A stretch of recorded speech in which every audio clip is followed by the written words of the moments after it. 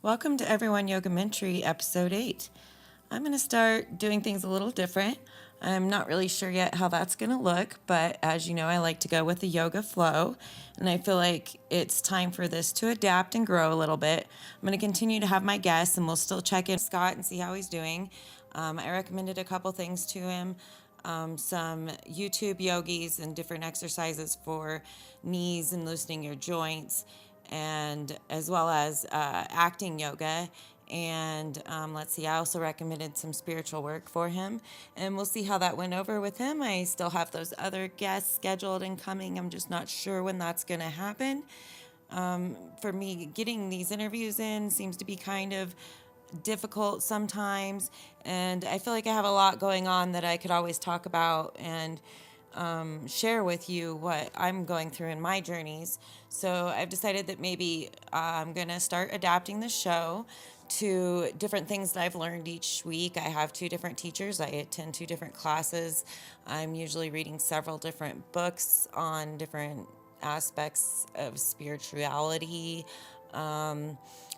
just different things. I do a lot of meditation and yoga nidra. But I feel like this might be a little more fun flow for us. We'll see how it goes. I think basically whatever comes up is what we're going to do, and what better way to live life. So that brings me into the first thing I want to talk about with you, is flow and moments. I've been thinking about living in the moment and flow a lot lately.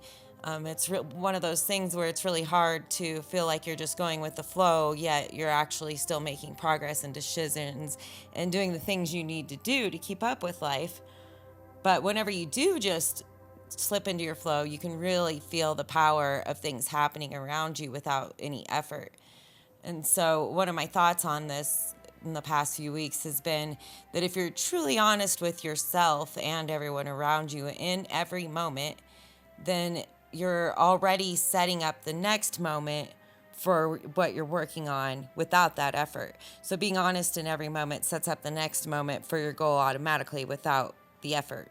Another thing I've been thinking a lot about is love and the meaning of love and unconditional love. I kind of felt like I learned love in a new way whenever I started my spiritual journey.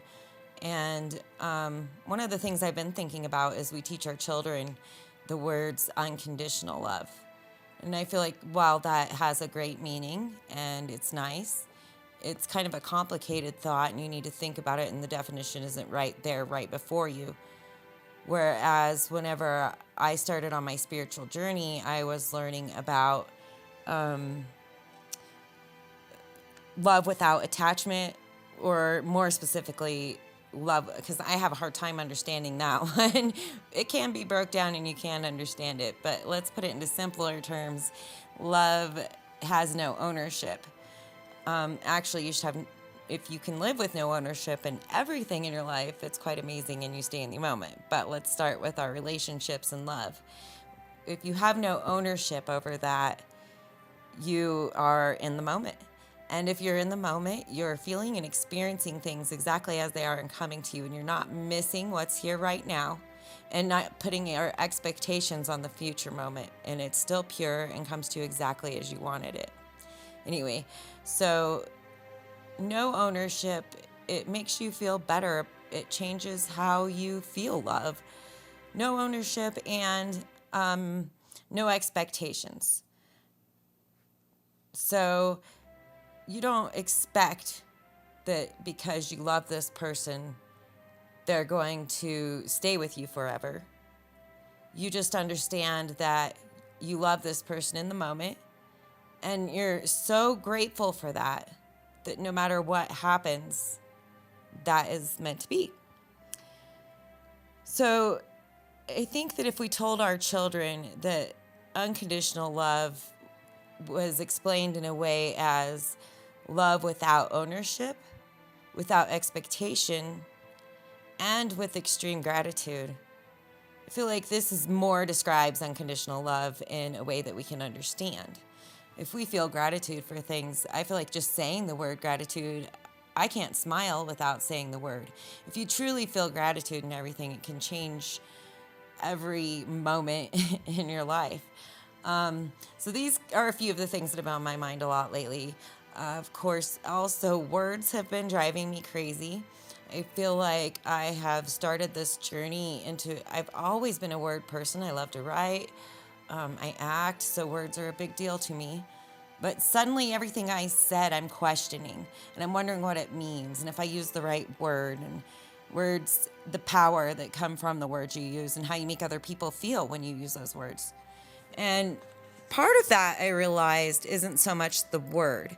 Some words, for example, my yoga teacher was talking about another word for ignorant could be innocence.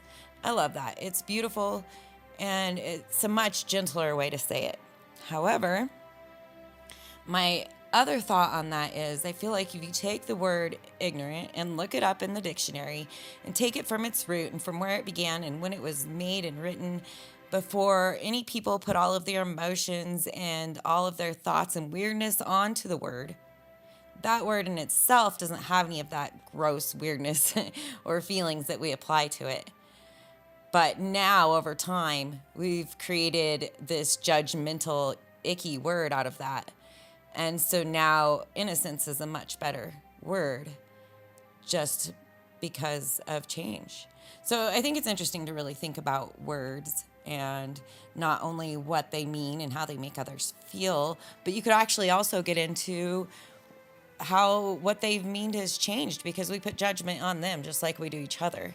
So in the moment, no judgment, and don't expect things from others. It'll make you so much happier just to see what comes. And likely what they give you will be so much more of a pleasant surprise than what you could have expected.